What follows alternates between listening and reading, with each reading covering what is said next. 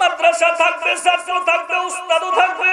হয়তো আগামী বছর মাহফিলে আসার আগে তুমিও থাকবে না, আমিও থাকবো না। কে আকার কখন যে জীবনের হায়াতের শেষ ডাক আসিয়া যায় তোমারও জানা নাই, আমারও জানা নাই। বাইরে মধু যেই জায়গায় আছে ভ্রমর সেই জায়গায় যায়, ঠিক না বেঠিক? যেখানে মধু আছে সেখানে ভ্রমর তালাশ করে বাইর করে তার কাছে যাবে, ঠিক না বেঠিক? জোরে বলেন। ঠিক তো আপনাদের মাদ্রাসা এই শ্রীপুর থানার মধ্যে ফার্স্ট, আল্লাহর ফজলে গাজীপুর জেলার মধ্যে ফার্স্ট। আজকে 15 জন ছাত্র করলো হাফেজ। আলহামদুলিল্লাহ।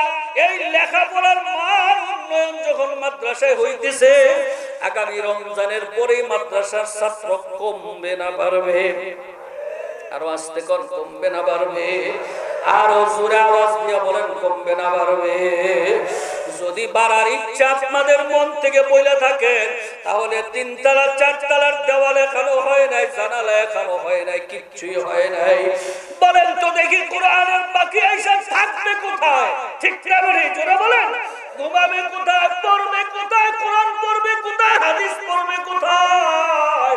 ও এলাকাবাসী, তুমি জাসিমে ঘুমাইবা, তুমি আরামে এসি রুমের মধ্যে ঘুমাইবা, আর কোরআনের পাখিরা ফুলুরের মধ্যে ঠান্ডার মধ্যে ঘুমাবে।